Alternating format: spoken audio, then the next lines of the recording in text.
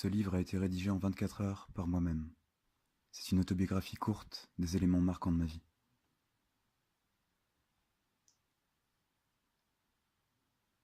Éveil d'un schizophrène.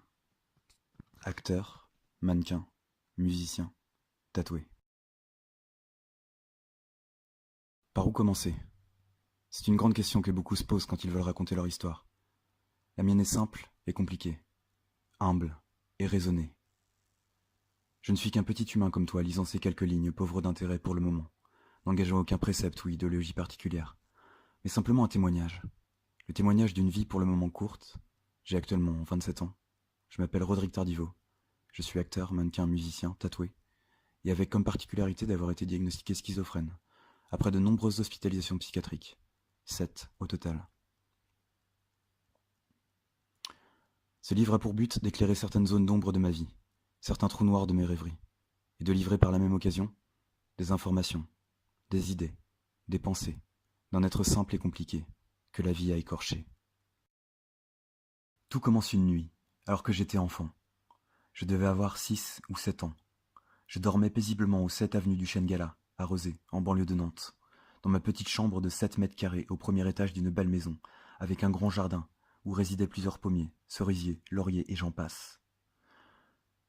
Je dormais tellement bien que, vous vous en doutez, j'oubliais complètement toutes ces informations qui ne sont évidemment pas du tout essentielles à une sorte d'expérience d'ordre transcendantal. Toutes ces descriptions sont bel et bien là pour poser un cadre. J'essaierai au fur et à mesure de le rendre le plus vrai et harmonieux possible, de façon à ce que l'expérience aussi de lecture soit la plus agréable. Je commencerai donc cette histoire par un simple rêve. Le noir est au rendez-vous. Je cours, comme sur une piste d'atterrissage.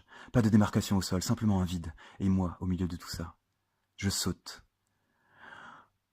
Et étrangement, à un moment précis, je décide de passer le cap. Je m'envole, comme un super bibou dans la nuit. Je regarde ce qu'il se passe autour. La nuit est froide et chaude à la fois. Le jardin de la maison prend une autre dimension. C'est un espace complètement libre. Il n'y a plus de cadre à tout ça. Je plane et d'un coup accueille cette sensation comme une plume qui tomberait d'un cerisier. Et me voilà revenu dans mon propre corps, réveillé, oppressé et complètement paniqué d'être retourné dans cette réalité. Le retour est brusque, ce n'est plus un rêve. Il fait noir et je panique. « Maman !» m'écriai-je. Ma mère, Iseult, débarqua dans ma chambre au pas de course, paniquée, elle aussi par ce cri de détresse de son fils. Elle vint, se posa près de moi, sur le rebord de mon lit, et d'un ton très calme, comme à son habitude, me demanda ce qu'il se passait. Je lui raconta donc ce rêve si simple et si court que je viens de vous décrire, mais tellement important. Elle me dit juste que ce genre d'expérience était du domaine des rêves, et que j'avais sûrement vécu un rêve où je volais. J'en avais vécu d'autres, je voyais bien de quoi elle parlait. Les rêves sont étranges, mais celui-ci, je ne l'oublierai pas. Je le gravis au fond de ma plus tendre mémoire.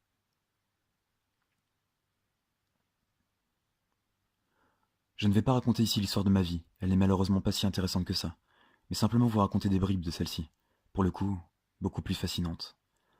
Toujours dans un espace-temps linéaire, car je souhaite rester le plus cartésien possible, mais aussi, et c'est un vice, vous raconter ceci avec poésie. J'ai vécu une enfance heureuse, et pas seulement. Une enfance pleine de tendresse, partagée en temps de présence 3/4 temps avec ma mère et l'autre quart avec mon père. Mon meilleur ami à cette époque est mon chien Saxo. Je l'aime incommensurablement. Mes années collège et lycée ont été comme beaucoup parsemées d'embûches et de problèmes à surmonter, d'ordre spirituel, matériel et organique. Je regardais beaucoup de films et écoutais beaucoup de musique, comme beaucoup d'autres. Mais à mon niveau, cela représentait les 3/4 du temps où je devais travailler. Autant vous dire qu'en cours, je ne travaillais pas. Je passais mon temps à dormir ou à regarder à travers la fenêtre. Les professeurs me réveillaient de temps à autre. « Rodrigue Tardiveau, on ne dort pas en classe !» Je leur répondais souvent. « Je ne dors pas, monsieur. Je rêve. » Ce qui m'a valu plusieurs retenues ou devoirs à faire en plus à la maison.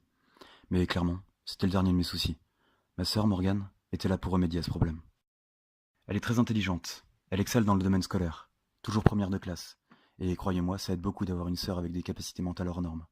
En effet, ma sœur a appris à avoir les pieds sur terre. Et je lui ai sûrement appris, par un autre biais, à avoir la tête dans les étoiles. On s'accorde bien pour ça. Du moins, on se complète. Je résumerai mon adolescence avec ces quelques mots. Chaos, perdition, solitude. Je l'ai très mal vécu. J'avais l'impression qu'on me retirait quelque chose. Cette enfance que j'aimais tant. Une sensation d'être castré de mes rêves, les plus beaux, les plus grands. J'aspirais à devenir aventurier, et ce, depuis mon plus jeune âge. J'ai toujours gardé ça en tête. Je ne le décentraliserai de ma pensée pour rien au monde. Pour cela, j'ai eu énormément de chance. Elle fait partie intégrante de ma vie. J'ai donc eu l'occasion de beaucoup voyager à travers le monde, grâce à ma famille. Je prends le temps de vous lister certains voyages marquants, car ils reflètent une partie de ma personnalité. Je suis donc allé en Égypte, en Grèce, Italie, à l'île Maurice, en Écosse, aux États-Unis et aux Émirats arabes unis. Et j'en passe, car le retour de ces voyages n'est pas du tout le propos de ce livre court. Ils m'ont apporté une ouverture sur le monde, un raisonnement plus large et un esprit plus compréhensif. Les voyages dont je désire vous parler maintenant ne sont pas des voyages ordinaires, mais un voyage à travers une conscience, la mienne. La découverte de l'amour avec un grand A est un voyage en lui-même. Je suis donc tombé amoureux à l'âge de 15 ans. Mais quand je vous dis amoureux, je trouve ce terme très futile et réducteur quand je pense à toutes les sensations qui me reviennent au cœur. Leslie, c'est comme ça qu'elle s'appelle. J'ai passé 1 an et demi à voyager avec elle, autour de thématiques bien différentes. Le sexe, la simplicité, les rires et les larmes, la jalousie des dieux. Mon premier amour, je voulais que ce soit elle, ma femme, pour la vie entière. La vie a fait que nous nous sommes séparés, et pourtant Dieu seul sait combien nous nous sommes aimés. C'était de la folie pure, un océan de sentiments, de poésie et de beauté, en échange permanent.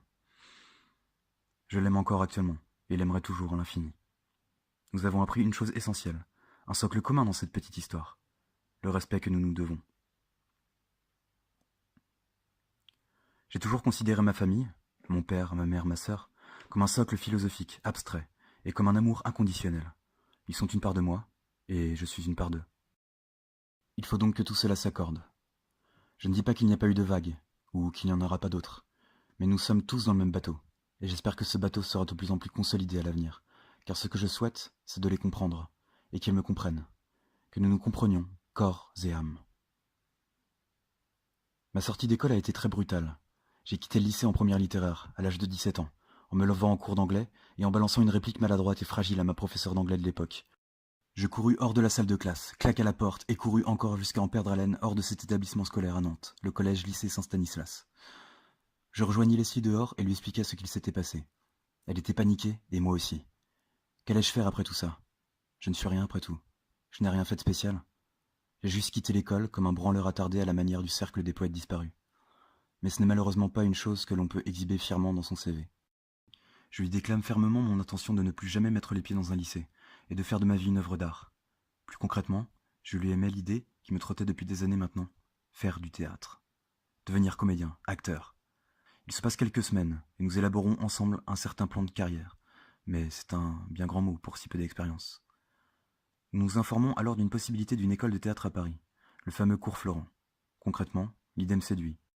De là à m'imaginer ce qui allait se produire après, j'aurais finalement peut-être dû faire un CAP boulangerie. Bref, pourquoi faire simple quand on peut faire compliqué? Après avoir fait un casting à Nantes pour un long métrage pendant le laps de temps où je n'en branlais pas une, je compris que le cinéma était fait pour moi.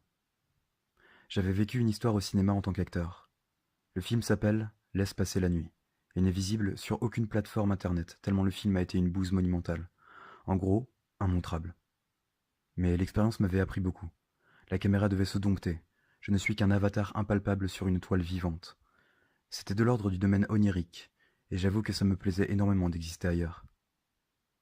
Après les vacances d'été, je fis donc un stage à Paris, au cours Florent. Je fus pris immédiatement. Pour une première année condensée en 6 mois. Original, me direz-vous? Non. C'est simplement un moyen à l'école de se faire plus de fric rapidement, et à nous de travailler 2 fois plus. Après cette annonce de ma sélection dans cette classe au fameux cours de théâtre parisien, je revins à Nantes, annoncer la nouvelle à mes proches. Je ne parlais plus à ma mère à cette période de ma vie. Je crois que ça a duré 2 ans, pour mon plus grand malheur, et ma plus grande honte. Vous en expliquer les raisons en serait superflu, compte tenu de mon état d'esprit actuel. Ma famille et mes proches étaient heureux de la nouvelle. Ils accueillirent cette nouvelle comme quelque chose d'exceptionnel. Je pouvais donc enfin avoir la fierté d'un semblant de quelque chose à leurs yeux. Je décidai de faire une grosse soirée pour arroser tout ça, avec mon cercle amical. Nous nous rejoignons donc tous dans un endroit pour la FCK Night, une grosse soirée populaire chez les branleurs de notre âge, à Nantes. Simon, mon meilleur pote, me gribouilla plein de formes sombres sur le corps au marqueur noir. Je fis de même avec lui. Nos corps entiers étaient remplis de ces formes obscures, informes même, je dirais, ne représentant qu'un désir guerrier de nous démarquer des autres. Notre cercle amical de l'époque était très branché drogue. Nous prîmes donc un buveur de LSD chacun lors de cette fucking soirée. Ça met du temps à monter. L'effet de cette curieuse substance, de ce bon vieux chimiste Albert Hoffman. Nous commencions à ressentir l'effet de cette fameuse drogue au bout d'une petite heure. Simon était allé au devant de la scène, où se produisait le DJ de la soirée, et sortit une toile vierge, avec un marqueur, et commença à danser frénétiquement devant ce beau mur de son, en peignant les vibrations du son. C'était un très beau moment, et il était en transe. Je croisa d'anciens amis avec qui nous nous étions fâchés auparavant. Cela m'a un peu décontenancé. Je me suis donc rapidement écarté de la foule, environ 300 personnes, vers un petit espace faiblement éclairé et isolé du reste de ce que j'appellerais ici la folie. En gros, à ce moment, c'est comme ça que je les percevais. Ma vision était complètement différente de ce que je voyais ordinairement. J'avais accès à un tas d'informations différentes quant à la prise de cette substance. Les sons dansaient, les images planaient, et les contrastes étaient beaucoup plus accentués, comme sur un logiciel photo ultra performant, où on peut changer d'un simple clic les corrections gamma, les ombres et lumières, et adoucir ou obscurcir les choses de manière exacerbée. Cette drogue est magique, et j'en suis convaincu, depuis ma première prise, qui remonte à mes 16 ans, où j'avais alors discerné le vrai du faux, des situations qui apparaissaient dans les scènes et des corps qui se présentaient à moi. Le voile de la spiritualité et de la superficialité étaient tous les deux dépourvus de leur apparat, dès lors, totalement. N'écoutant que mon instinct et mes émotions, je me rendis donc juste au derrière de cette chapelle isolée de la grande dinguerie qu'était cette soirée. Une faible lueur éclairait un petit espace sur un tapis de verdure. Je décidai alors de m'allonger simplement sur ce petit endroit calme et séparé du reste de la cohue ambiante. Le calme était au rendez-vous, enfin. J'étais reposé et serein, à l'écart. La scène vue de l'extérieur devait être belle. Une pièce tomba sur le sol, quelqu'un arrivait. C'était Louis, un pote du cercle d'amis de l'époque. Le bruit de la pièce qui tombait m'avait raccroché à une certaine forme de réalité, mais son son était aussi clair qu'une cloche d'église que l'on entend vaguement au loin quand on marche sur un sentier en pleine campagne. Louis me vit allongé sur l'herbe, près de la petite chapelle, et cueillit une rose près de celle-ci. Il s'avança vers moi, j'entendais le bruit de ses pas discrets se rapprocher de mon corps. J'ouvris les yeux, il tendit la rose, ou plutôt l'étendit sur moi, d'un geste très lent et harmonieux. Le silence qui suivit cette scène était indescriptible. Je n'avais jamais rien écouté de tel. Fermant les yeux petit à petit, une sensation d'immense liberté m'envahit. Un torrent d'émotions m'extirpa de mon corps physique et projeta mon âme à une vitesse hallucinante vers le haut de la scène. Le ciel étoilé était magnifique, et je volais autour de tous ces astres simplement. Je ne fais pourtant pas ça quotidiennement, je vous rassure. Tout d'un coup, mon regard, qui était pourtant clos ici-bas, se tourna vers une forme gigantesque noir et blanc.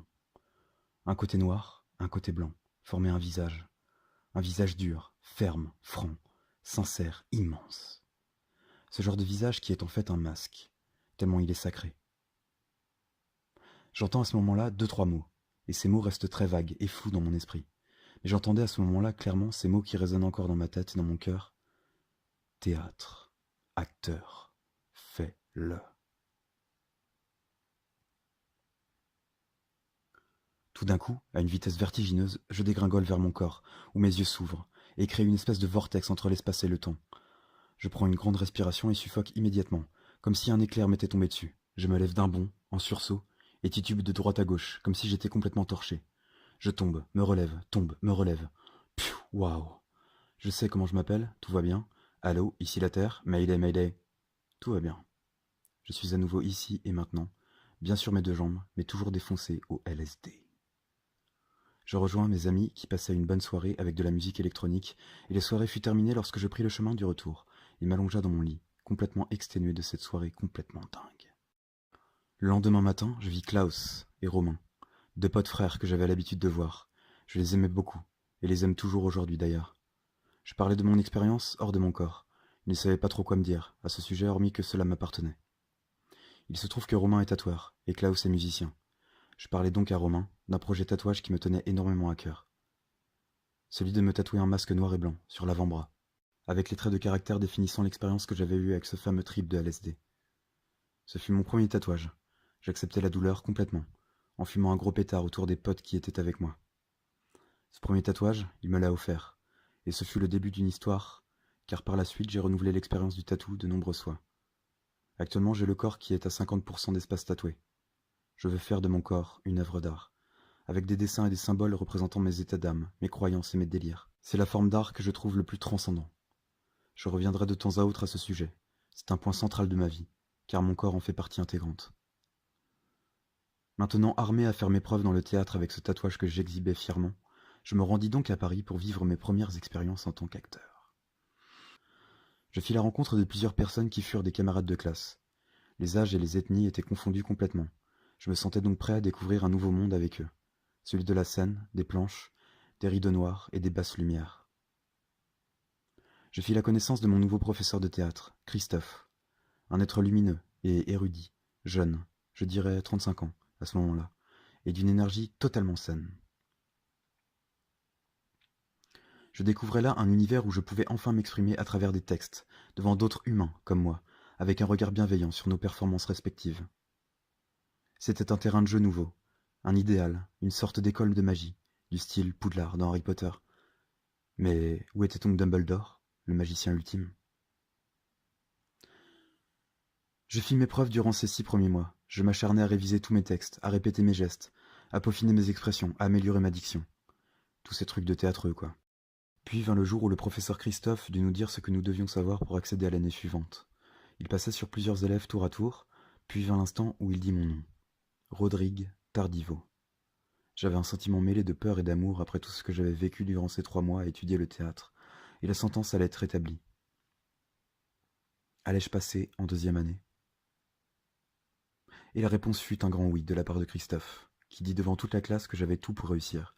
Un physique, une voix, et une énergie assez exceptionnelle sur les planches de théâtre. Mon ego fut gonflé d'un coup. Mais, dit-il, attention de ne pas te brûler les ailes.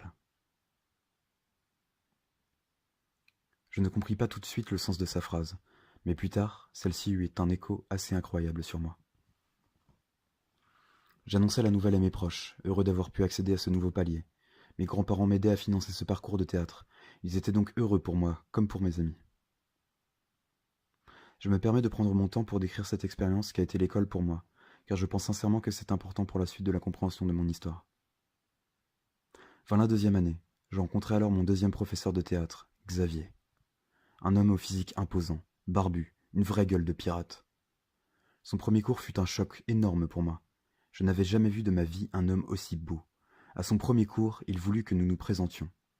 Les autres élèves disaient leur profession, leur âge, leur passion. Puis vint mon tour. Je me leva devant l'assemblée et dis juste ces 2 mots pour me présenter. Rodrigue. Humain. Et je me rassis. Xavier esquissa un sourire, et les autres élèves rigolèrent ensemble. Au 2e cours de théâtre de la 2e année, le professeur Xavier vint sur une chaise roulante. C'est marrant. Ça me rappelle les X-Men. Vous savez, ces films où les personnages ont tous des super-pouvoirs. Il décrivit alors sa vision du monde en parallèle avec des histoires que nous nous racontions. Ces cours, je me laisserais volontiers injecter en intraveineuse. Il parlait de tous les sujets régissant notre monde, l'argent, le sexe, la drogue, la politique, la science, la poésie, bref, tout est passé en revue au peigne fin, et on a pris pour son grade. Il avait une telle aisance devant les autres, une telle confiance devant tout le monde, que cela en était très perturbant. Je commençais à avoir des sentiments pour lui, alors que l'on ne s'était rencontrés que 2 fois. Il faut une première fois à tout. Mais je pense, et je peux vous l'assurer, que c'est très perturbant. Tout est lié, dit-il. Ces phrases étaient ponctuées de cruelles vérités. Je ne ferai pas le listing de toutes ces phrases, mais j'ai bu bêtement toutes ces paroles, car connement, je tombais amoureux de ce mec. Putain, moi amoureux d'un bonhomme? J'avais pas le droit. Après les cours, je voyais une femme, Fanny G, avec qui je passais beaucoup de temps à prendre de la drogue, à parler de philosophie et, disons-le, à aiguiser mes sens. C'est avec elle que je fis ma première fois, ce qu'on appelle faire l'amour. C'était à Paris, j'avais alors 19 ans, et c'était un moment que je n'oublierai jamais. Carbo, court, puissant et vrai, mais tellement puissant que j'en étais déboussolé. J'avais eu là un choc. Je me disais concrètement, ça y est, t'es un homme. Pff, tu parles, quelle connerie. Mais bon, j'étais jeune. J'espère que vous me pardonnerez cette absence. Et après tout, à ce moment-là, j'avais le droit de le penser. Je me droguais régulièrement à cette période. Et vous l'avez deviné, ma drogue préférée restait le LSD. Même si l'héroïne, pris avec Fanny G, m'avait bien transcendé aussi. Je vous épargne toutes les histoires de perchés que j'ai pu vivre dans ces moments-là.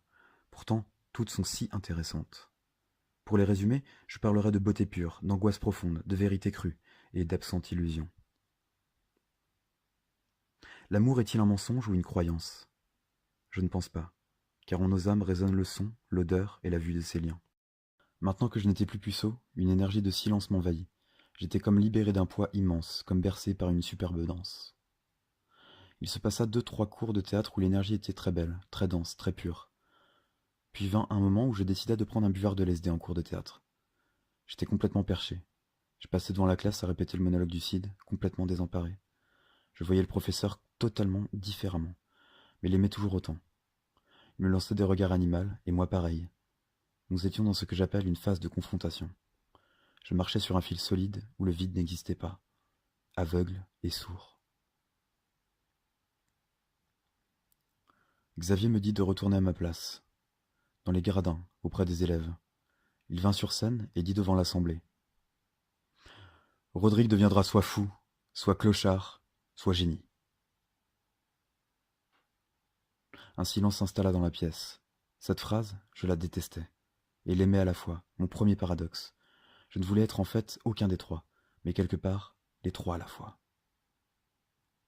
Je partis de cours, ma guitare à la main, on se demande ce qu'elle foutait là, mais j'allais devenir fou, si je ne quittais pas la classe maintenant.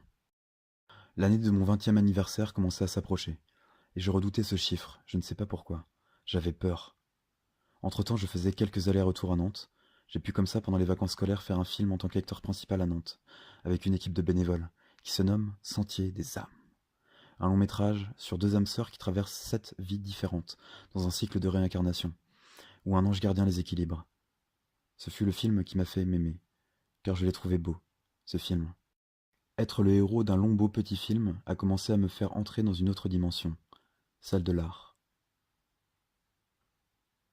Je suivais en parallèle des cours de cinéma avec un certain Franck, l'acteur face à la caméra.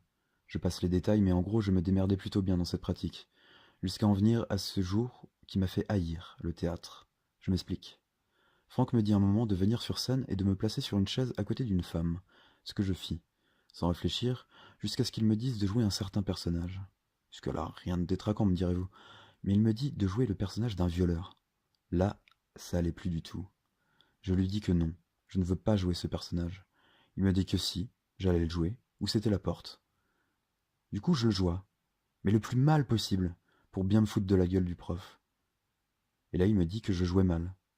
Je m'en fous. J'étais content. Je me foutais de sa gueule. Ce fut mon dernier cours avec ce gars-là. Le dernier cours de théâtre avec Xavier fut ponctué par de simples mots, de simples échanges, mais toujours aussi beaux et puissants. Ils me souhaitèrent tous mon anniversaire avec le sourire. Nous passâmes le cours à rigoler et à dire des conneries. À la fin, je me leva et parla devant la classe.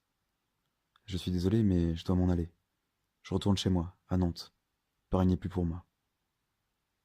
Les autres élèves étaient bouleversés par la nouvelle. J'allais donc les abandonner au bord du chemin de l'école? Laisser Xavier comme ça? J'ai toujours regretté.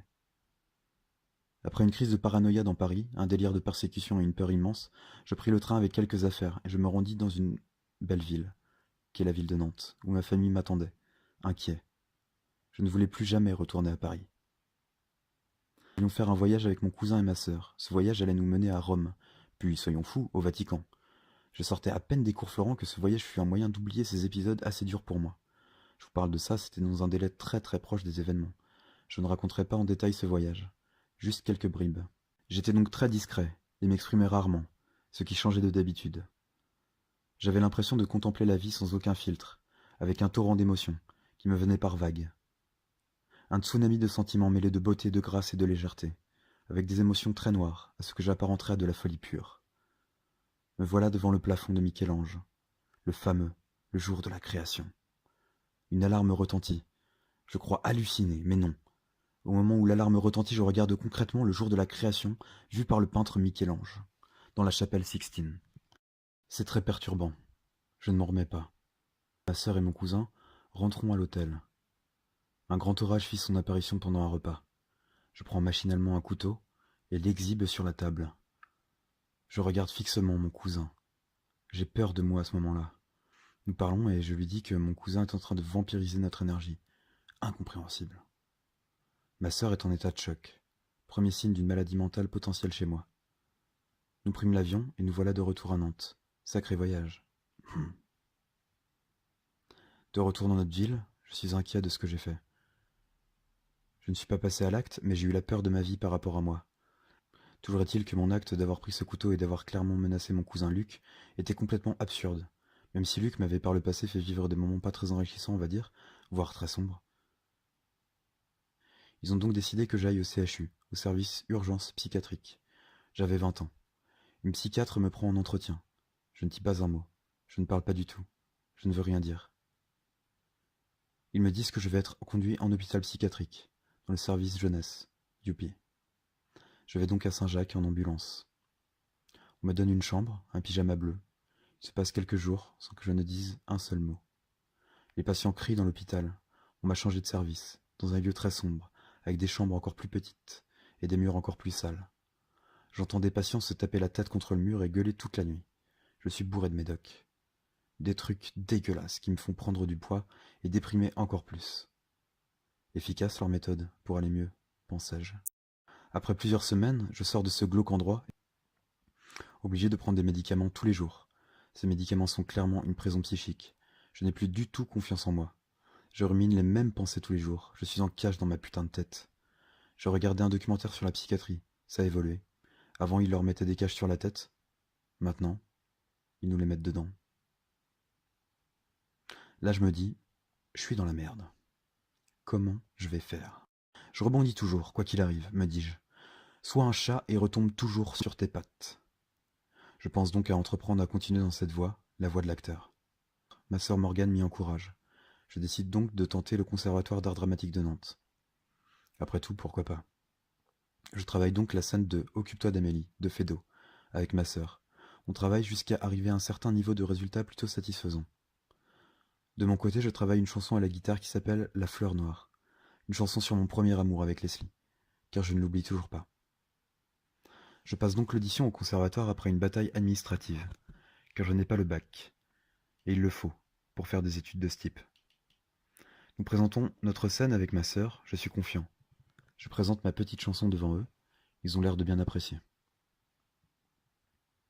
Et en effet, ils ont bien aimé, car peu de temps après je reçois une lettre me disant que je suis pris à la première épreuve, la qualification en gros. Après je dois passer un stage avec une classe où ils élimineront quelques-uns d'entre nous. Coup de bol, je suis retenu pour vivre 2 ans dans cette institution. J'avais réussi à retomber sur mes petites papates. Heureux de cette nouvelle, il fallait aussi que je me trouve un petit travail à côté pour subvenir à mes besoins. Je candidate donc à Sushi Shop. Je suis un livreur là-bas, pendant 1 an. Je suis mes cours assidûment en parallèle avec mon nouveau job sur mon scooter. Les cours de théâtre là-bas sont beaucoup moins magiques, mais me permettent d'appréhender d'autres états du corps et d'âme. Je suis toujours enfermé dans ma tête, avec les médicaments, ce qui n'est pas simple pour ouvrir ses émotions devant un public. Je ne crée pas vraiment de lien d'amitié avec les autres élèves. Je suis plutôt renfermé, à l'écart, comme un vieux loup solitaire. Je ne me livre à personne, je n'ai confiance en personne, même pas en moi. Je fume énormément de weed à cette période. Je passe en 2e année du conservatoire de Nantes, l'année diplômante. Je rencontre une femme, Barbara, avec qui je vis une petite histoire d'amour. L'amour au McDo. Putain, j'y croyais pas. Je vends des Big Mac, je me fous à poil, au théâtre, je fume de la weed, et je fais l'amour avec ma nouvelle copine. La belle vie. Les cours sont ordonnés de la sorte. Danse, théâtre, arts martiaux, chant. Je prends mon pied dans chacune des matières proposées et m'épanouis dans celle-ci. Mais surtout dans la danse. C'est là que je me rends compte de la magie du corps. Le corps peut tout exprimer à travers la danse. C'est génial. Je découvre un nouvel art dans lequel m'exprimer. La danse contemporaine est un moyen pour moi de tout lâcher, toutes mes névroses, tous mes blocages, toutes mes émotions, je les partage, brutes de décoffrage. Depuis un moment, je passe beaucoup plus de temps avec ma mère. Nous nous sommes réconciliés depuis 1 an et demi. Je suis rassuré. Elle me fait à nouveau confiance. Et moi aussi je lui fais confiance. Je l'aime beaucoup. Notre confiance s'était brisée le jour où j'avais décidé de lui mentir sur une histoire quand j'étais petit. En effet, à l'âge de 10 ans, j'avais eu un baptême dans ma famille, Tardivo, auquel j'avais assisté. Durant ce baptême, les enfants jouaient pendant que les adultes parlaient entre eux.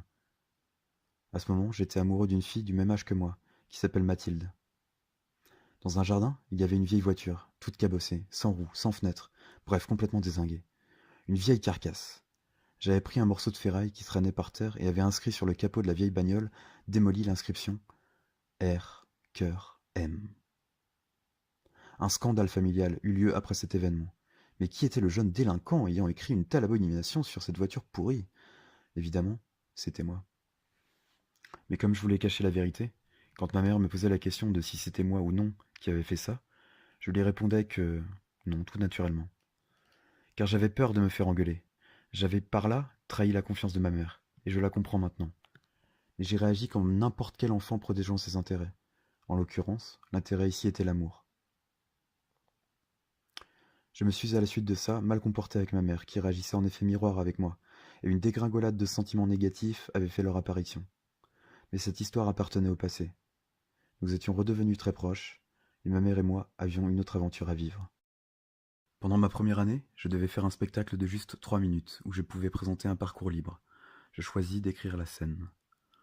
La scène décrivait ma mère, me disant de faire ce que j'avais à faire, c'est-à-dire d'aller dire adieu à mon grand-père maternel. Mais de quelle façon? La plus terrible.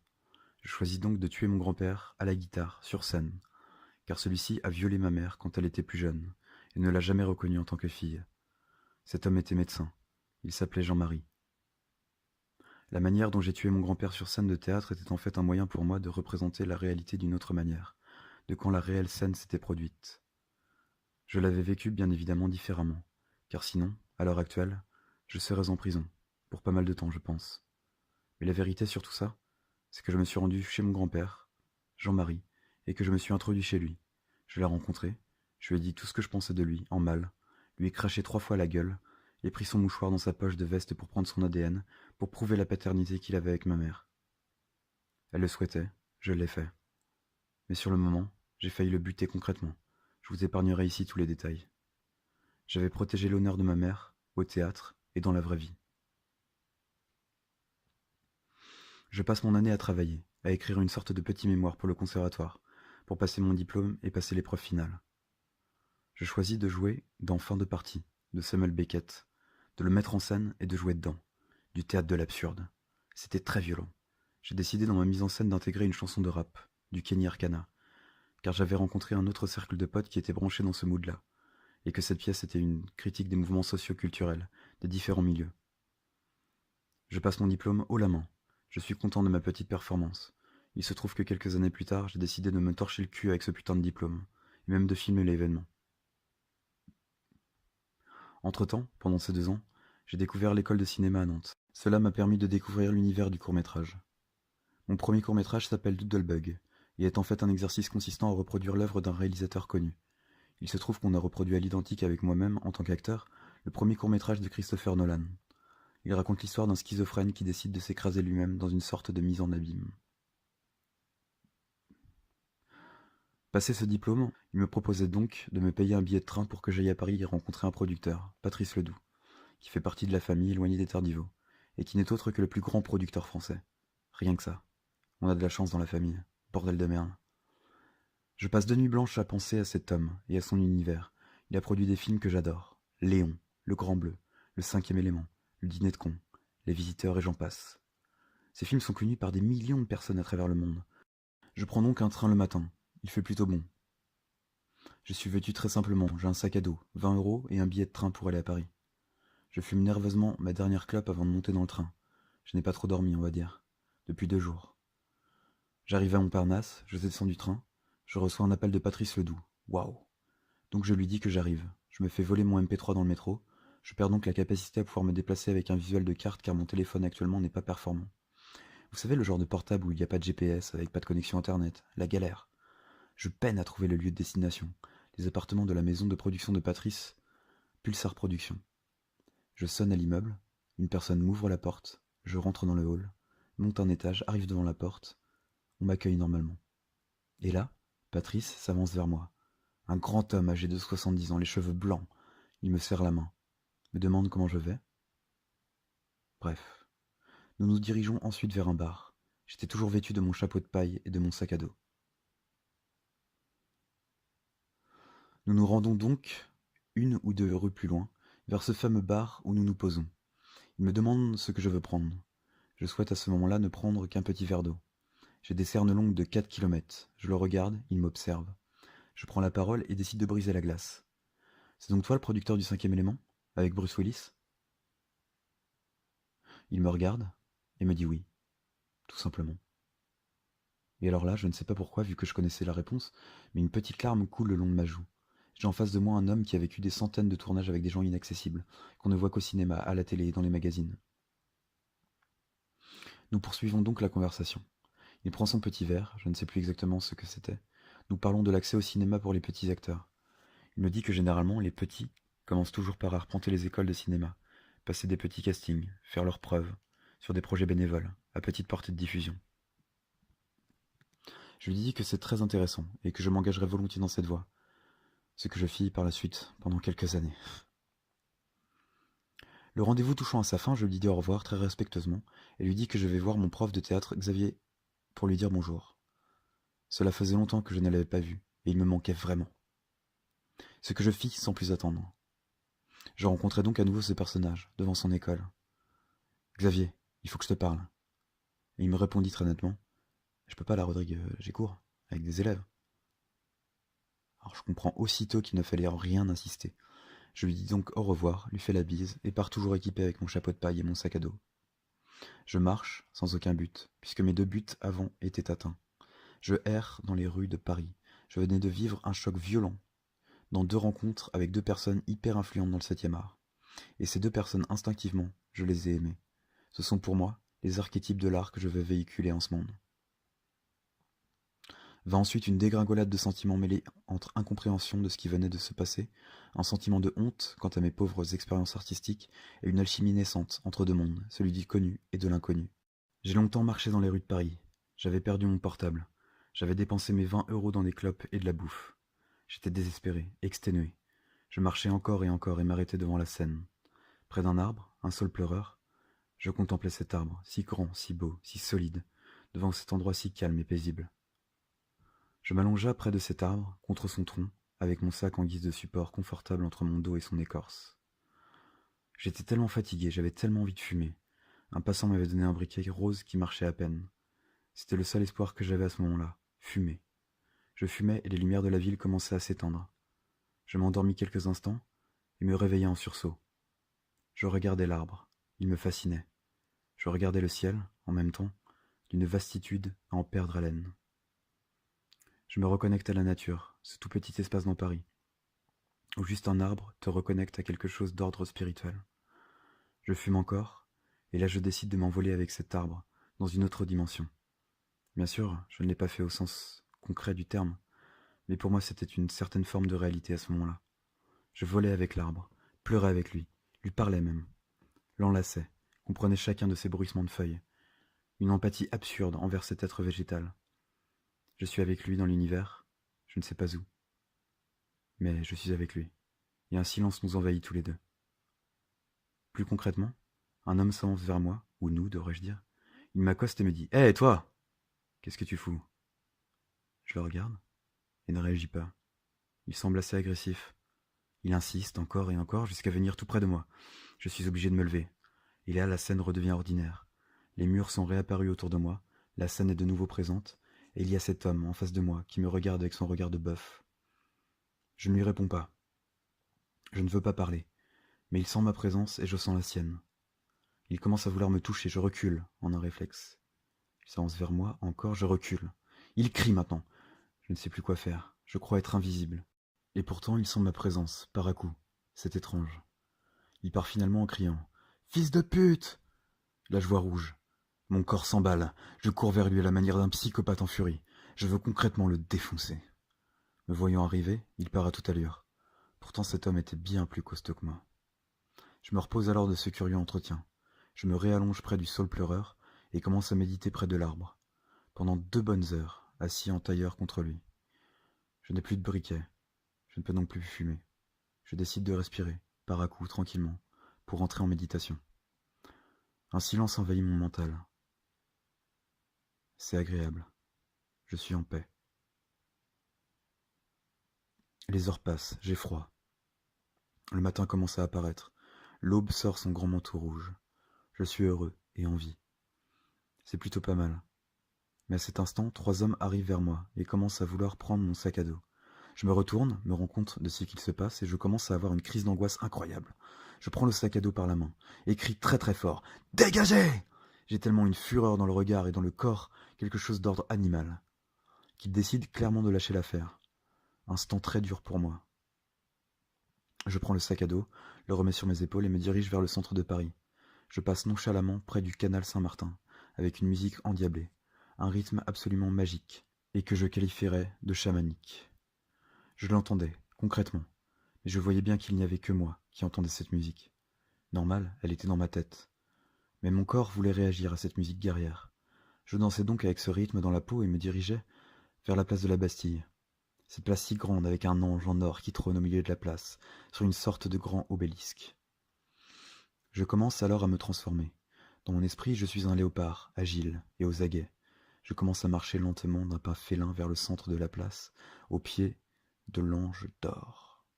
Je tourne autour, y dépose mon sac au pied.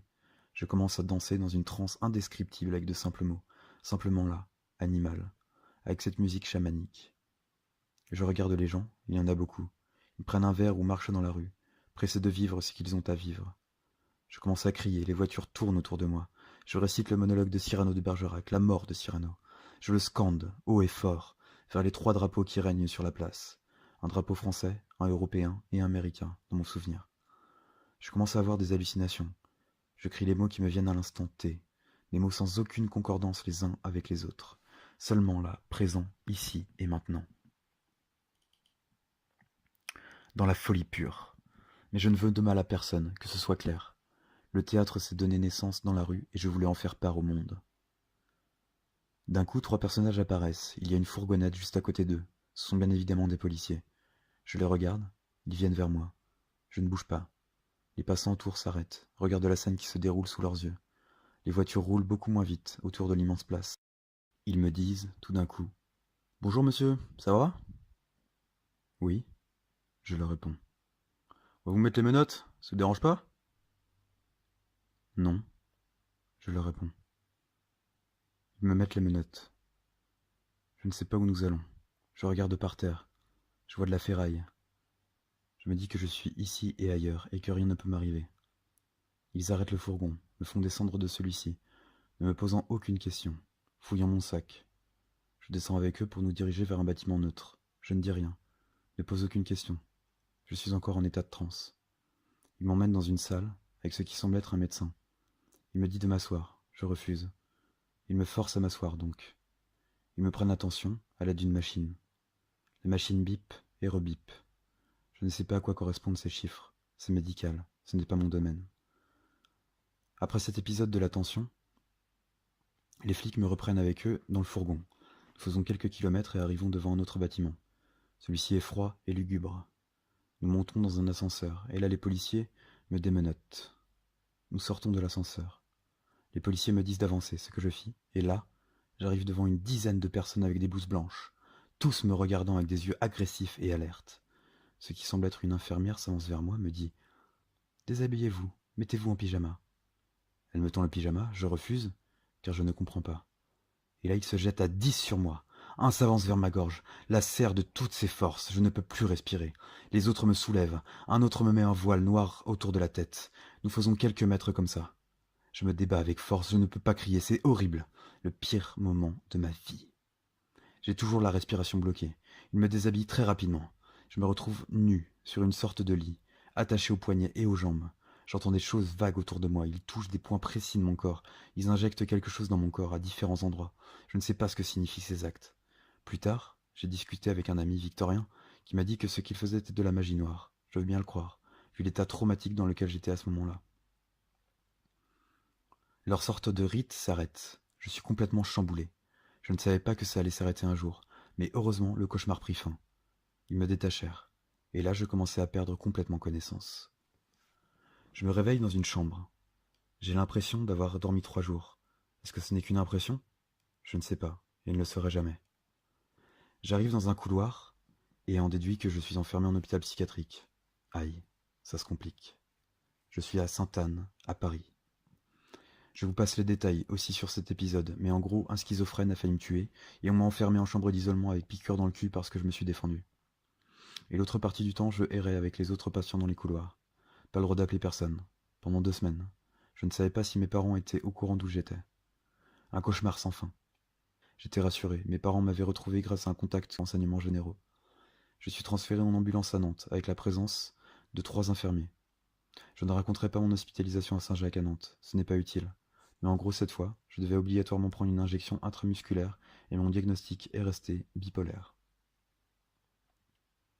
Après ce chapitre un peu long sur une expérience hallucinante, je décida de remettre les bouchées doubles, car je ne voulais pas me laisser abattre par tous ces événements. Je planchais donc sur une stratégie, obtenir l'AH, l'allocation adulte handicapé, qui pouvait me permettre de toucher une aide sociale suite à ma maladie psychique. Je pense aujourd'hui que cette maladie est une bénédiction et une malédiction à la fois. Je pris le temps de me reposer après ces événements traumatiques. Je ne vous parle pas de l'état de ma mère et de ma sœur non plus, qui devait être similaire. Se coltiner un schizophrène ne doit pas être très facile, j'en conçois largement la vie. Mais je suis ce que je suis, et me défendrai toute ma vie pour mon intégrité. Je décide donc de me remettre au travail, je vais entreprendre un CAP serveur. Je trouve une entreprise, le Café Charbon, où ils veulent bien me prendre comme apprenti. Je travaille 2 mois là-bas, et me fais virer.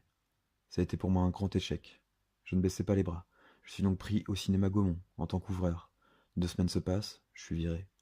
Pourtant je faisais mon job, et j'essayais de le faire bien. Bref, je trouve un autre boulot au Delight Café. 2 mois se passent, je me fais virer, encore. Période d'essai passée. Je me retrouve sans rien, avec un appartement à gérer et une vie d'artiste à compléter. Je rentre chez moi, et là un courrier m'attendait dans ma boîte aux lettres, me disant que j'étais bien bénéficiaire de l'allocation adulte handicapé. J'étais hyper heureux. Vous n'imaginez pas à quel point 800 € tous les mois allaient m'être attribués pour cette maladie. Je pourrais donc me dédier complètement à l'artistique. J'ai vécu des mois à fouiller Internet de fond en comble à la recherche de casting, des nuits entières à élaborer des stratégies pour me faufiler dans le 7e art. Je voulais absolument avoir ma place dans ce domaine. Je parcourais toutes les annonces de casting sur Nantes, au peigne fin. Tout était étudié. J'envoyais des mails, on me conviait à venir aux différents castings, je les passais. Été pris ou non. Mais je sentais que j'avançais bel et bien dans un nouveau souffle. Des mois s'écoulaient. Je tournais maintenant régulièrement des films, je lisais des livres, regardais des films, apprenais des textes, assistais à plein de tournages. Il se passait presque 1 an et demi où je ne faisais que ça, je ne faisais qu'un réseau, le plus important. Les gens me remarquaient, voyaient bien que j'en voulais, et que j'étais patient, respectueux, mais toujours très distant. Puis pendant 1 an environ, je fis une dépression suicidaire. Entre-temps, je fis la connaissance de Philippe L., un grand homme à la présence magique. La soixantaine, bourru et costaud, avec un visage de rocker, marqué par une vie d'aventure, je pense aussi. Différente des miennes, évidemment, mais nos regards s'accordaient justement, sans pression. Cet homme devint une sorte de second père, un peu comme un meilleur ami. Je lui confiais tout, mes rêves, mes obsessions, mes colères, les peines, mes joies, tout. Je l'ai rencontré car il cherchait un chanteur pour le groupe de rock qu'ils avaient avec des copains à lui. Ça tombait bien, je voulais avoir aussi un pied dans la musique. Il me fit rencontrer alors Jean-Louis et Thierry, 2 personnes admirables, aussi humainement que spirituellement. J'appris à connaître ces 3 personnes avec un profond amour et un profond respect. Nous nous faisions des apéros avec saucisson, vin rouge, et je fournissais le pétard. Et après on enchaînait sur les répètes de rock'n'roll. C'était un groupe de reprises, même pas de nom. On n'était pas assez prétentieux pour en avoir un. On reprenait les Stones, Nirvana, Hendrix, Bob Dylan, Pink Floyd, Patti Smith et j'en passe. Je me sentais bien avec eux, un bien fou. Nous firent un concert monumental pour l'anniversaire des 60 ans de Philippe L., dans son appartement près de la Loire. C'était magique. Un peu plus petit que le Stade de France, mais magique quand même. Des émotions qui n'existaient qu'une fois, pleines de poésie, de rire, de joie de vivre. Ma mère a dansé avec Philippe. Ils étaient beaux tous les deux. Des potes à moi étaient là, Margot, Charles, Philippe, Xavier, Aurélien, et j'en oublie sûrement. J'écrivais en parallèle de la poésie, et me mettais dans le coin de ma tête que je pourrais un jour les transcrire en musique. Je commençais à travailler ma guitare, à chercher de bons accords, des bons riffs qui sonnaient propres pour des compositions originales. Je voulais que mon univers artistique ne s'arrête pas au film. Durant cette période, je me faisais tatouer régulièrement, des symboles tous différents, dans la signification, mais tout autant impactant sur mon esprit, pour unifier mon esprit et mon corps vers un seul but, l'harmonie. Après cette période de foisonnement artistique, je me sentais tellement bien que je décidai d'arrêter mon traitement d'injection de médicaments. Du jour au lendemain, je voulais partir en vacances, et mes amis aussi voulaient faire de la sorte avec moi. On partait donc en Auvergne. Après une panne et un arrêt en urgence sur la voie de secours, on arrive finalement bien au camping, près de Clermont-Ferrand, avec une vue magnifique sur la faune et la flore locale. Cet espace est incroyablement beau, sauvage et isolé. Le premier soir, une impression étrange me vient alors que nous commencions à établir le campement, une sorte de montée d'adrénaline, très puissante. Cela semble à une prise d'ayahuasca, une plante chamanique utilisée dans certaines régions du monde, notamment le Pérou et le Guatemala. Je ressens un besoin de fumer et un besoin de m'isoler. Je laisse donc mes 2 amis, Charles-Philippe et Kevin, dans la tente. Je marche dans la nuit, près d'une forêt. Je reviens 1 heure plus tard vers le campement et m'endors dans mon petit espace clos par une simple moustiquaire. Je m'endors avec cette image, un immense serpent me regardant, fixant mon âme. Nous nous réveillons tous guillerets et partons à l'aventure. On était déjà venus avec un pote l'année précédente. On connaissait les lieux. J'ai donc mené les 2 amis à un certain rocher qui domine une vallée de volcan éteint. Je me pose sur ce rocher, et là, impossible de décoller de cet endroit si magnifique. Le paysage était tel que je voulais absolument rester contempler cet espace de poésie et de simplicité que nous était offert. Je restais donc sur ce rocher, pendant des heures et des heures, assis en tailleur. Mes 2 amis, Kevin et CP, s'étaient barrés bien avant. Ils avaient évidemment d'autres choses à foutre, ce que je comprends. Mais moi je ne descotchais pas de ce vaste paysage. Arrivé au coucher du soleil, mes 2 compères revinrent me voir et me demandèrent si je voulais bien venir manger avec eux. Je leur répondis que non, que je voulais rester ici, même cette nuit. Ils comprirent, me laissèrent méditer. Il se passa une nuit où je ne dormis pas. À un moment, quand la nuit tomba, je me suis désolidarisé du rocher pour me rendre dans la forêt à côté. Je marchais ainsi toute la nuit, seul dans cette forêt sombre. Il y avait des petits ruisseaux, des hautes herbes et de belles sonorités et odeurs. Rien d'inquiétant. Quoique, de temps à autre, je me faisais des petits frissons. Mais rien de dramatique en soi. Je me prenais pour Gandalf. J'avais pris un long bâton par terre et marchais avec, en essayant de lancer une lumière avec celui-ci, comme un enfant qui joue au super-héros. C'était drôle, et je rigolais de temps en temps, en prenant conscience de ce que je faisais. Il se trouve que, quelques années après, pour l'anecdote, je me suis fait tatouer le bâton de Gandalf dans le dos. Je marchais donc dans cette forêt, jusqu'à arriver à une plaine. La lumière de l'aube commençait à se faire ressentir. Je décidai donc de changer de personnage. Après tout, c'est bien le but du comédien de s'identifier à tous les personnages possibles et inimaginables. Je me suis donc pris pour Peter Pan, pour Logan ou Wolverine dans les X-Men, King Kong et Pablo Picasso. Vous allez me dire, pourquoi pas? Ou c'est complètement con? Pour moi, c'était une réalité, que je vivais en étant ces personnages. Pas en les jouant, en devenant littéralement ces personnages. Je plongeais dans les archétypes. C'était une des expériences les plus intéressantes que j'ai pu vivre en tant qu'acteur. Et c'était en pleine Cambrousse. Il y a des théâtres pour ça, nom de Dieu. Mais non, j'étais en transe, inarrêtable.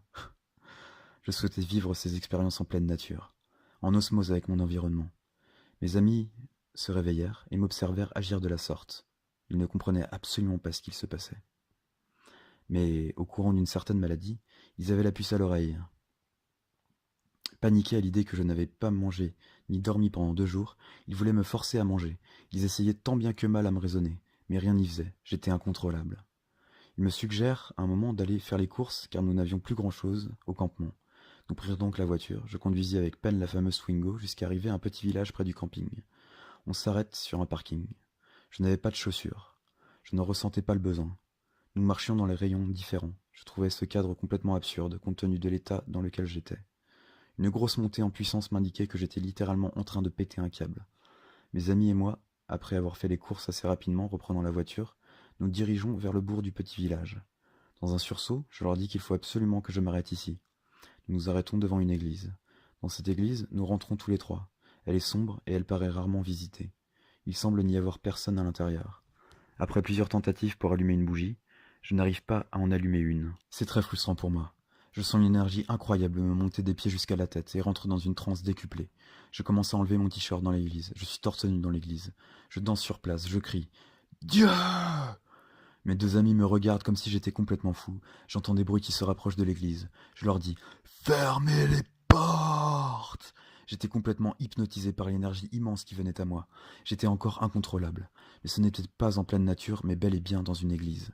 Une hallucination me monte à la tête. Je vois désormais le démon devant moi. C'est horrible, il est affreux.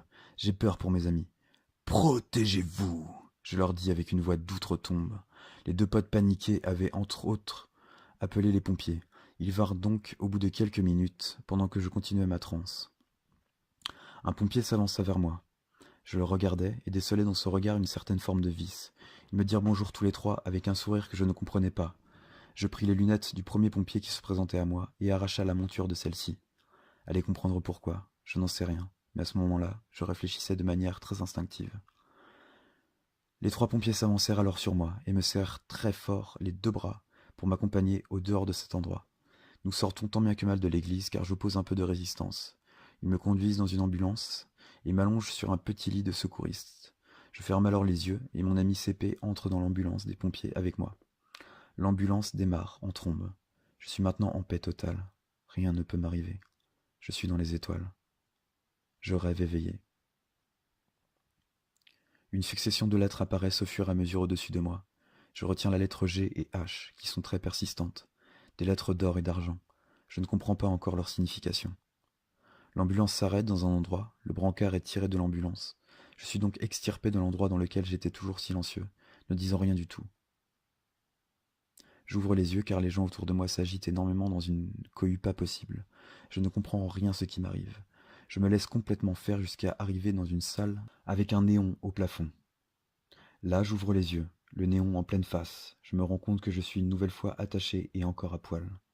Je me transforme alors dans mon esprit, en serpent, un peu comme cette image que j'avais de l'ayahuasca lors de notre arrivée au camping.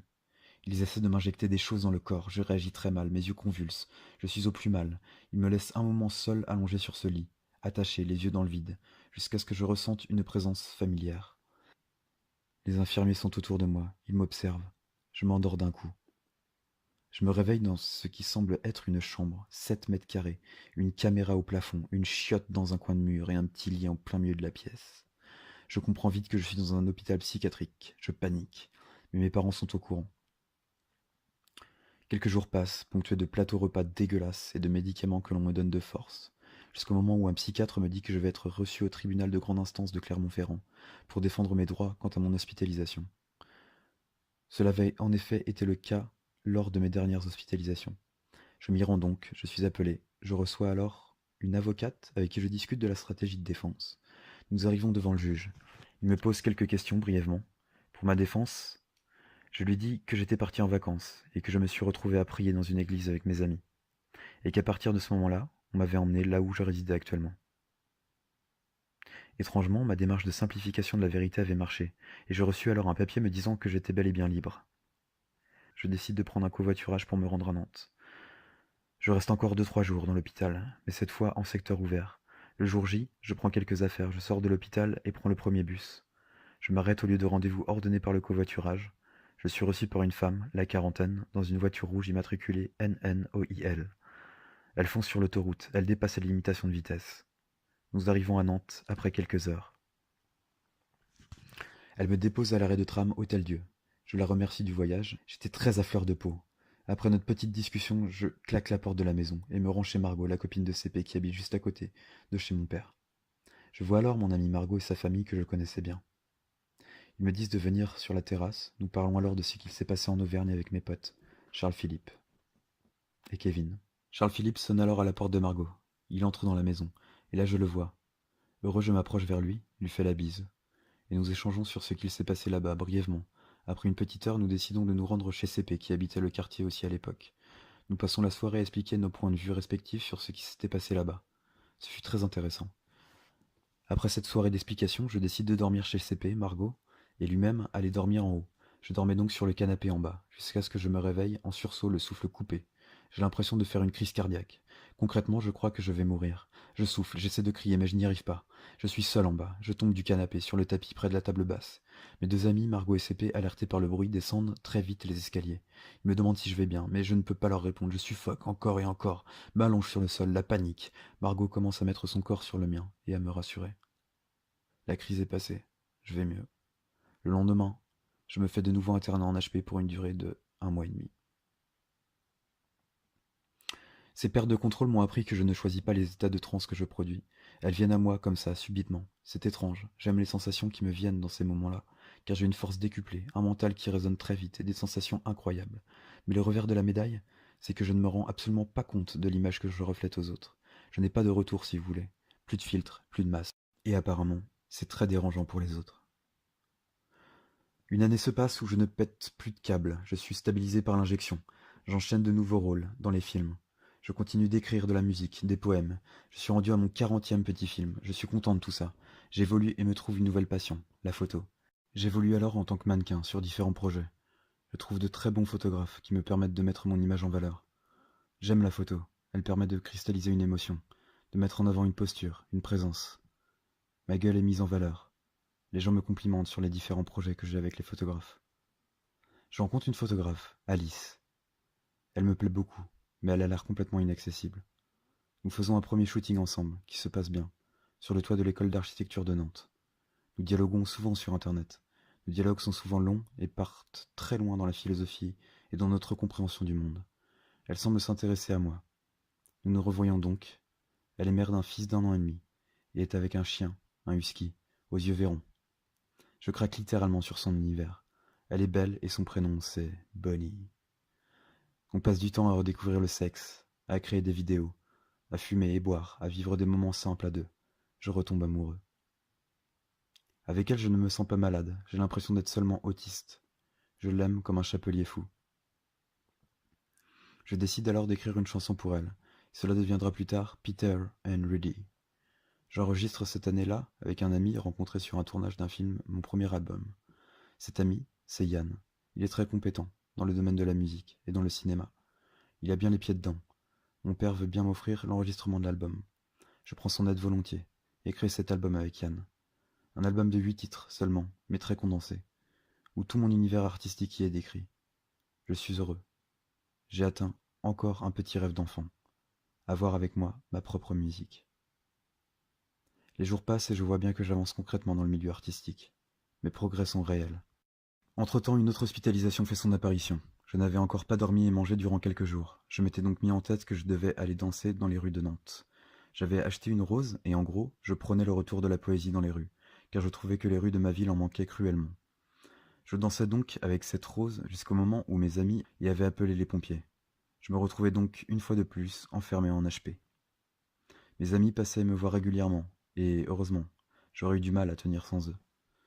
Cette hospitalisation a été très dure pour moi, car j'avais l'impression de faire face à une injustice. À mon réveil, dans ma chambre, en psychiatrie, une émotion surgit d'un seul coup. J'ai eu l'impression de m'être fait violer pendant mon sommeil, par 3 infirmières. À mon réveil, tous mes muscles étaient bloqués. Je me sentais trahi, violenté, désemparé, complètement statique. Une angoisse me vint, et je ne pouvais pas réagir. Je ne pouvais pas faire le moindre geste.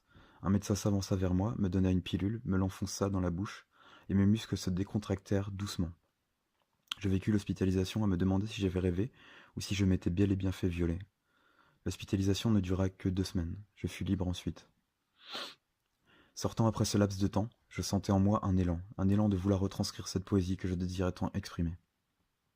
Acharné au travail, je me remis à écrire des chansons, à imaginer, me mettre en scène. Je repassais encore et encore des castings, on m'appelait pour des films. Il y eut un moment où je fis une réelle réflexion autour de ce métier d'acteur. Après tout, qu'est-ce que c'était dans le fond? Et j'écris alors ce petit texte que j'avais pris soin de mettre en page d'accueil sur mon site internet, que j'avais construit au fur et à mesure des années. Être acteur, c'est se réincarner 1000 fois dans une vie.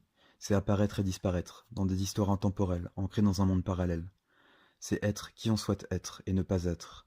C'est transcender le petit personnage quotidien au profit d'un avatar impalpable. C'est s'exposer aux autres sous toutes ses formes, même les plus sombres. Donner une part du rêve appartenant à tous, transmettre son énergie et vibrer dans tous les états.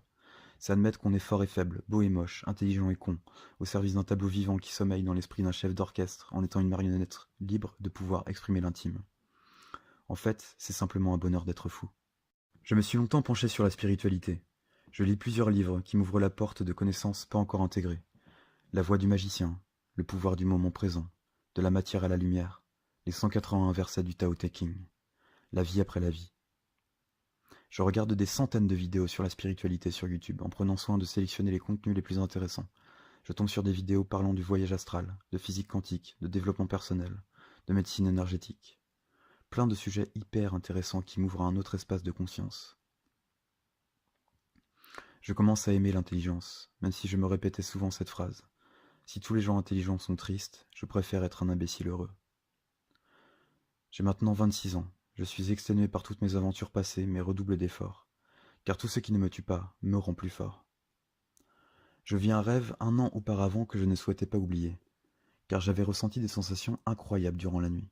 C'était un soir où j'étais sorti de mon corps, et où je volais concrètement dans les rues de Nantes, à la vitesse supersonique. Je ressentais les sensations de ce vol, je planais totalement, c'était très agréable. J'ai fait une chanson à la suite de cet événement qui s'appelle Lord Peter. Une chanson où je décris ce rêve, je ressens la douleur de tous mes tatouages, le corps entier, je ressens une plénitude quant au fait de pouvoir voler rapidement dans la rue. Mais finalement, je réintègre bien mon corps physique au bout d'un moment, Le choc est brutal, et je décide de me souvenir des moindres détails de ce rêve en conscience. Je voulais transposer toutes mes sensations en chansons, ce que je fis, par la suite. Je réalisais une série de clips avec mes chansons chantées en français, 8 titres, 8 clips. L'album s'intitulerait Cidro, un pseudonyme que j'avais trouvé en lien avec mon prénom, Rodrigue, et le personnage dans le Cid de Corneille, du théâtre classique. Ma mère m'avait appelé comme ça, en rapport avec ce livre. Je voulais avancer dans le domaine de la spiritualité, car mes parents sont très croyants, à leur manière, dans leur niveau de croyance qui leur est propre, dans l'appartenance à certains groupes religieux que je ne citerai pas, car chacun a la sienne. Je décidai donc de faire une vidéo de 7 minutes sur la spiritualité. Le titre est simple, la vidéo s'appelle Cidro, et a fait 1400 vues sur YouTube, ce qui est peu, mais déjà bien pour moi. La vidéo est un condensé, une sorte de résumé de tous les ouvrages spirituels que j'ai pu lire, de mes propres réflexions sur le sujet. C'est la vidéo, le film, qui je trouve est le plus impactant quant aux clés que je donne dans tout ce que j'ai fait. Une rencontre avec un acteur très connu, Vincent Lindon, que je suis allé voir en interview par Télérama pour son César du meilleur acteur à Paris, m'a fait réaliser un point important que je trouve important de détailler ci-contre. Je sortais à l'époque avec une fille que j'avais rencontrée au scout. Étant petit, cette femme s'appelle Tiphaine, une pure poésie sur pattes. Elle m'avait invité à Paris pour voir ce monsieur Lindon. L'interview durait 1 heure et demie. C'était très intéressant. Je voyais cet acteur qui répondait à des questions que je me posais forcément moi aussi, même si nous ne sommes pas du même milieu et de la même dimension artistique.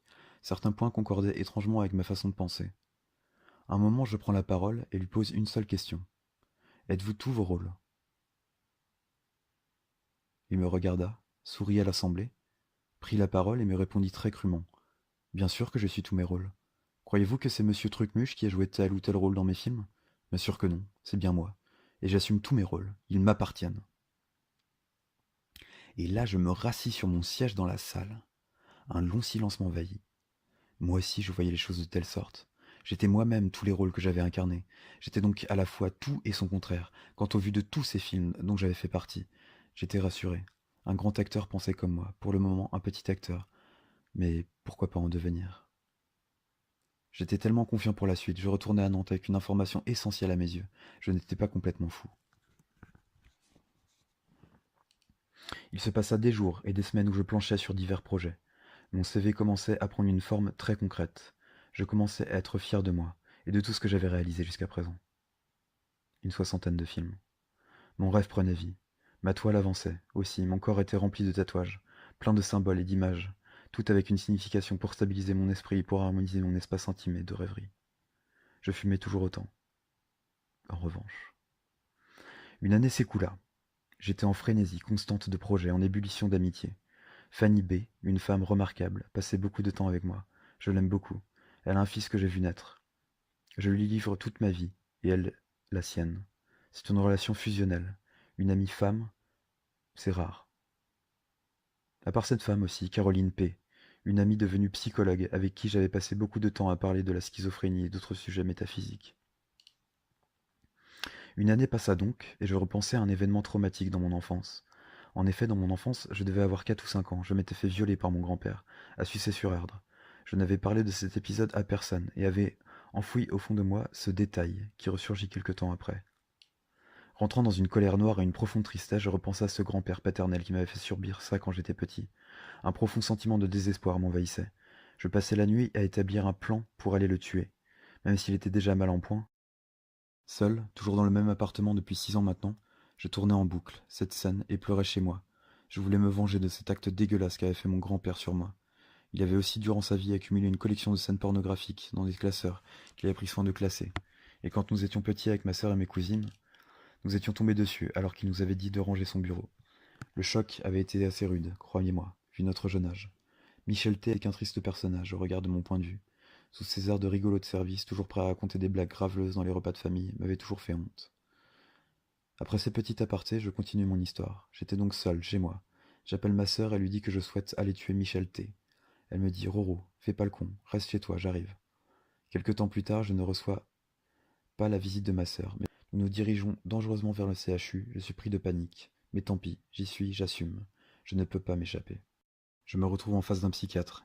L'entretien est court, et le psy ne m'écoute même pas. Difficile en affaire celui-là. Je suis pourtant à ce moment-là lucide et conscient de ce que je dis et fais. Il me dit alors que je vais être interné sous contrainte. Je lui réponds que non, Je ne voulais pas. Il m'a dit prenez ce médicament et tout se passera bien. Je jette à ce moment-là le gobelet avec deux médicaments dans la gueule. Il me retint un autre verre. Je m'exécute en lâchant une dernière phrase avant de m'écrouler par terre. Bande de lâches. Cette hospitalisation fut très violente. Mon grand-père décéda 3 jours après mon internement. Je ne pouvais pas assister à l'enterrement. Je suis rentré dans une rage folle. J'ai mis mes poings en sang. J'avais tapé violemment contre les grillages du fumoir. J'étais au bout du rouleau. Je voulais clairement en finir avec cette putain de vie. Je n'en pouvais plus.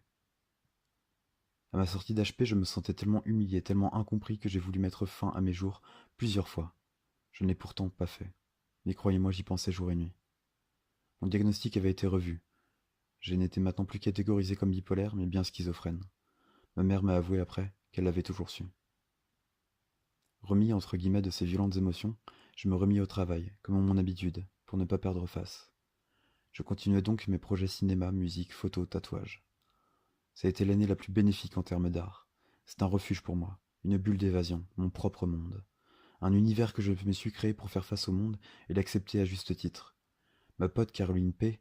m'avait bien dit ce genre de choses par rapport à cette foutue pseudo-maladie. Les malades créent leur propre réalité, car celles du monde ordinaire ne leur conviennent pas. J'ai rencontré de belles femmes durant cette année, l'année de mes 27 ans. J'ai pu faire l'amour avec elles pour mon plus grand plaisir et mon plus grand bonheur. Toutes plus belles les unes que les autres. J'ai pris un pied fou à échanger mes particules d'amour avec elles. Je suis un amoureux inconditionnel de la femme avec un grand F, de la beauté des visages et des formes, de la volupté de leur étreinte hors norme. Ma grand-mère, Marie-Vonne, venait de vendre sa maison de Sucé-sur-Erdre. Elle décida de donner 10 000 € à chacun de ses petits-enfants. Nous sommes 9 petits-enfants, autant dire que ça fait une belle somme d'argent à partager. J'étais heureux de recevoir cette somme, ce cadeau du ciel, 10 000 €. Je n'avais jamais été aussi riche, et encore heureux, car c'est une belle somme.